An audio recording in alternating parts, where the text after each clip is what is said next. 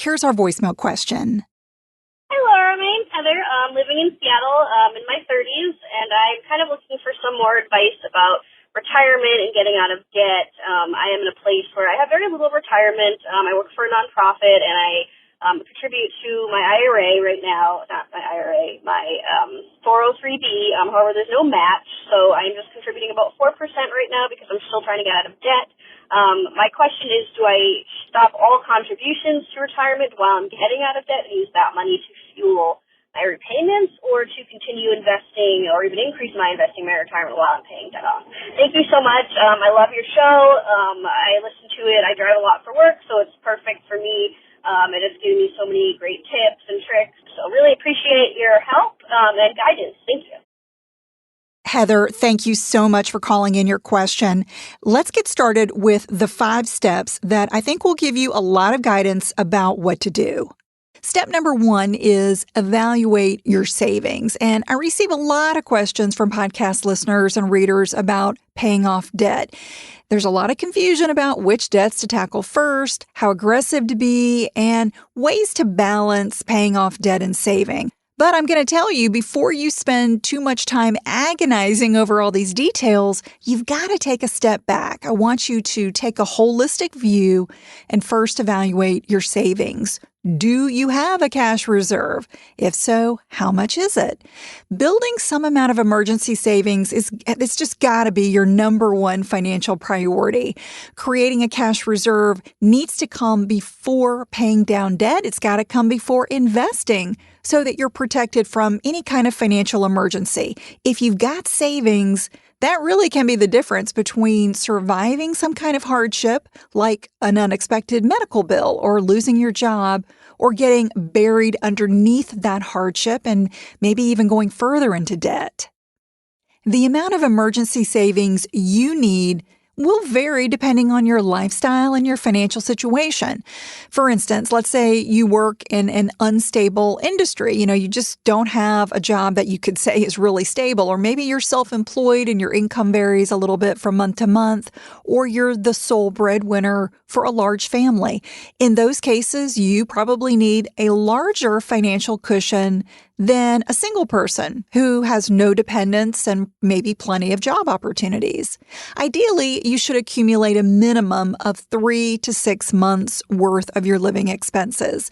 Or another good rule of thumb to use is to save at least 10% of your annual gross income.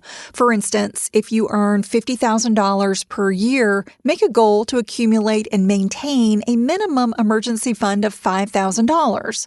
Now, if you're starting with nothing, you've got zero saved up for your cash cushion, you could begin with a small goal. I don't want you to feel overwhelmed, when you're talking about an emergency fund. It's better to have something than nothing. So maybe you create a small goal, such as saving 1% or 2% of your income each year. Or you could start with a small flat target like $500 or $1,000, and then increase it each year until you have a healthy cushion. So don't feel like you've got to have this financial cushion right away, like 6 months or a year. It may take you a few years to accumulate it, but that's okay. You've just got to get started. If you try to accomplish other financial goals before you accumulate a cash reserve, even a small one, is that you're putting the cart before the horse. So you want to evaluate how much savings you have, how much you need, and then create a plan to bridge the gap.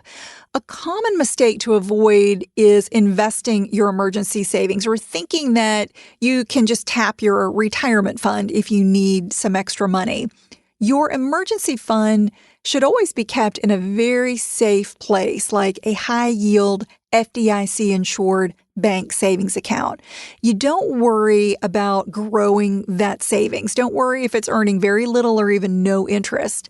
The purpose of your emergency money is to be accessible and liquid in the short term. If you invested it, the value could literally shrink to nothing the moment that you so desperately need to use those funds. So you don't want to expose those emergency funds to any amount of risk. Being financially responsible means that you are prepared for a day when bad luck may strike. It happens to all of us. Think of your emergency fund as an investment in yourself, and that's going to ensure your future financial safety and happiness. So if you or Heather don't have enough savings in the bank to handle an unexpected hardship, that is your first financial task. If you're struggling to build up some emergency savings, I want you to automate this process. You might have a portion of your paycheck direct deposited into a savings account, or you could set up an automatic recurring transfer of funds from your checking account into your savings account. Maybe that might be an option if you're self-employed. All right, moving on to the second step, which is fill your insurance gaps. In addition to having that emergency fund, a really essential part of being prepared for the unexpected is being adequately insured. And I think a lot of people get into debt in the first place because they don't have enough insurance or they don't have the right kinds of insurance. So these definitely include a health plan, disability insurance, and a renter's policy. I'm not mentioning homeowners here because typically you have to have homeowners policy when you have a mortgage, but if you are somebody who owns your home outright, you may also need a homeowners policy.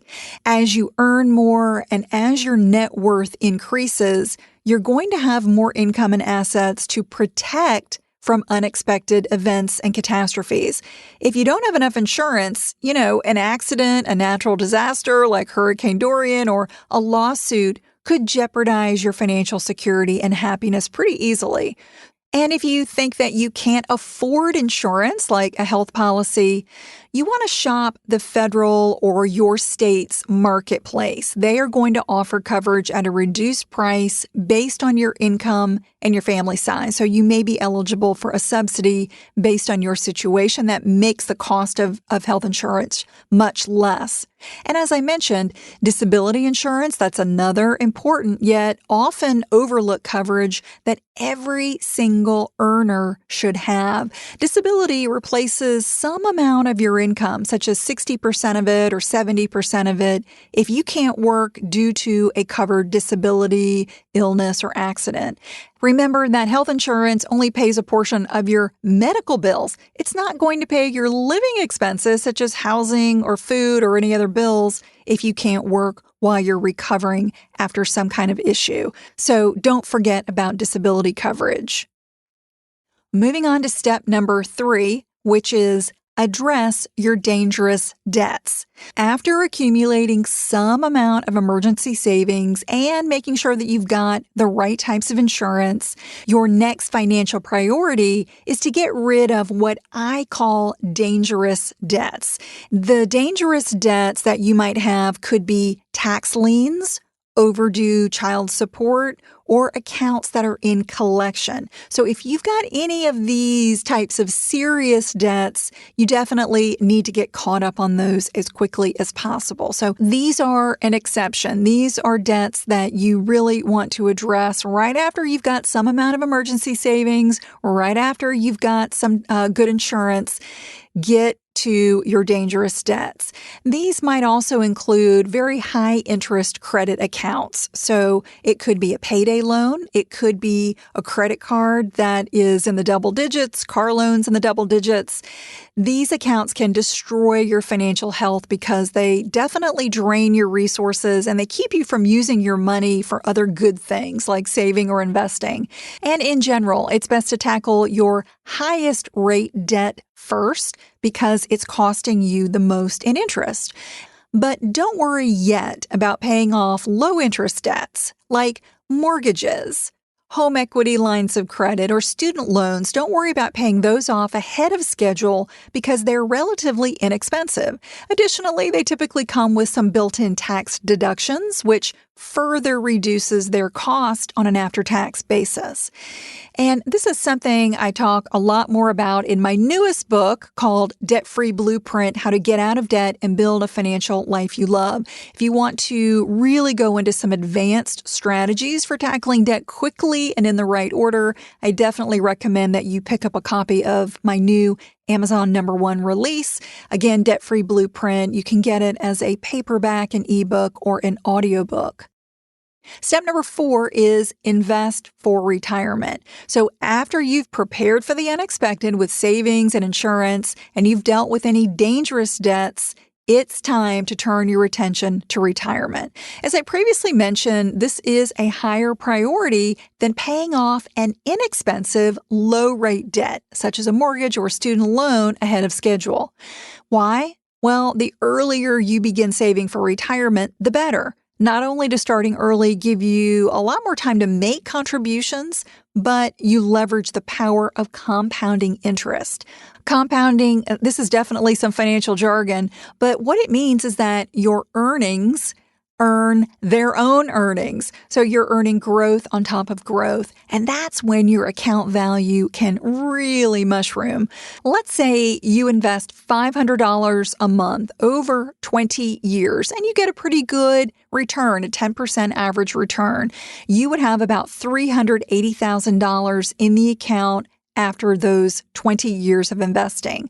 Now, if you started 5 years earlier and invested the same amount, $500 a month, but over 25 years, for 5 more years with the same return, you'd have a lot more money. You would have over $665,000. But let's say you invest for 30 years, you would end up with an impressive nest egg worth over $1.1 million. So, in other words, investing 5 years earlier can give you an additional $435,000. Just by getting started sooner rather than later, that can make the difference when it comes to the compounding growth that happens in your account, and that can make the difference between scraping by in retirement or having a very comfortable retirement. So if you have a retirement plan at work, maybe a 401k or a 403b, that's the first place that your money should go. And for this year, for 2019, you can contribute up to $19,000 or up to $25,000 if you're over age 50. And if you don't have a workplace plan, don't worry about that. Anyone with earned income can have an IRA. And for 2019, you can contribute up to $6,000 or $7,000 if you're over age 50. And if you happen to be self-employed, you've got even more options. You've got a SEP IRA or a solo 401k that you can use for much higher contribution limits. And in general, you can even max out multiple retirement accounts in the same year. I would say that my best advice when it comes to investing is just to always invest a minimum of 10 to 15% of your gross income for retirement. If you do that consistently over decades, you're going to be in a very good place. For instance, if you earn $50,000 a year, set aside no less than $5,000 per year for retirement. As I mentioned, if you do that consistently over several decades, you can retire with at least $1 million. Now, if saving that much seems out of reach, if 10% is just, you're like, Laura, I can't do that much, simply make sure that you enroll in a retirement account and start making small contributions. Even investing $25 a month is better than nothing. You've just got to get started. And until you're regularly investing some amount for retirement, even if it's a small amount, I don't want you to even think about paying off non-dangerous debt ahead of schedule.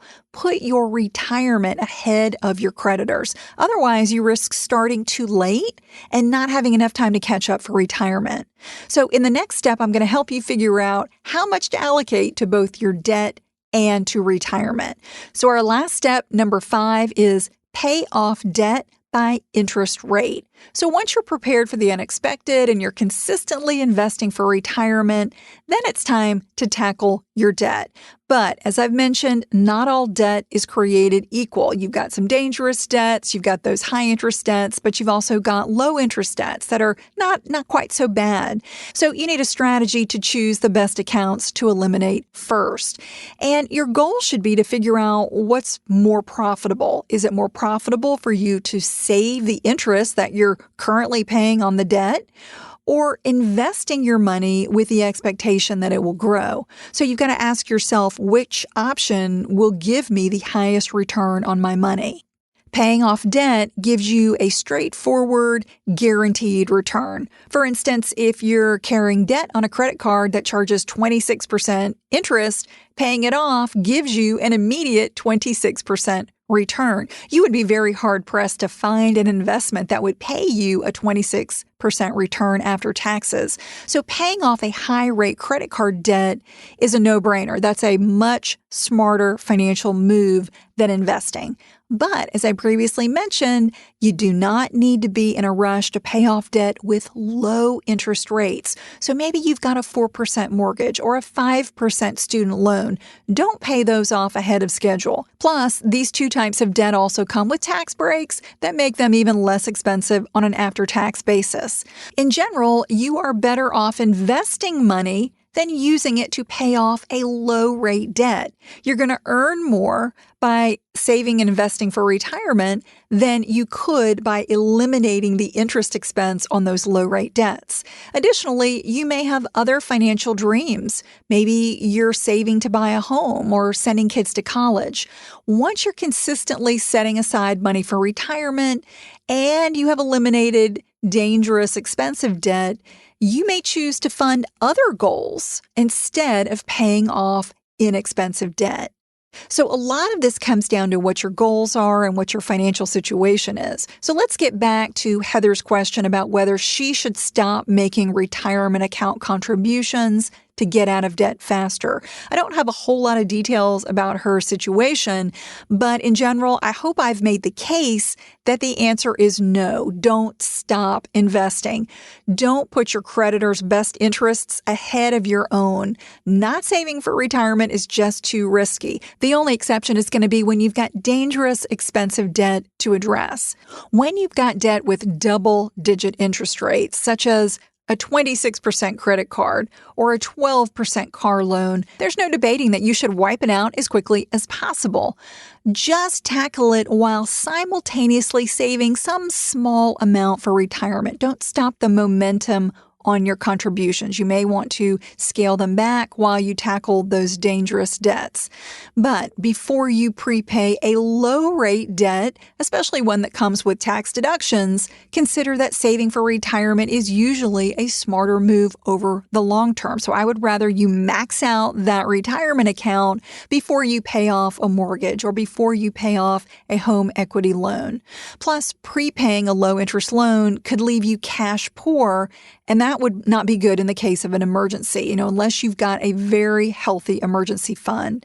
It's called personal finances because the best choice for you depends on your risk tolerance and your feelings about debt. Once you take care of yourself by building an emergency fund, having insurance, and investing some amount for retirement, how you prioritize extra money is really your call. Just make sure that how you spend money aligns with your values, and it always moves you closer to achieving your financial goals. If you have a money question or an idea for a future show topic, I would love to hear it. We have a voicemail line if you'd like to call in your question or comment, just like Heather did. Call 302-364-0308 to leave your message. Or you can send me an email by visiting my contact page at lauradadams.com.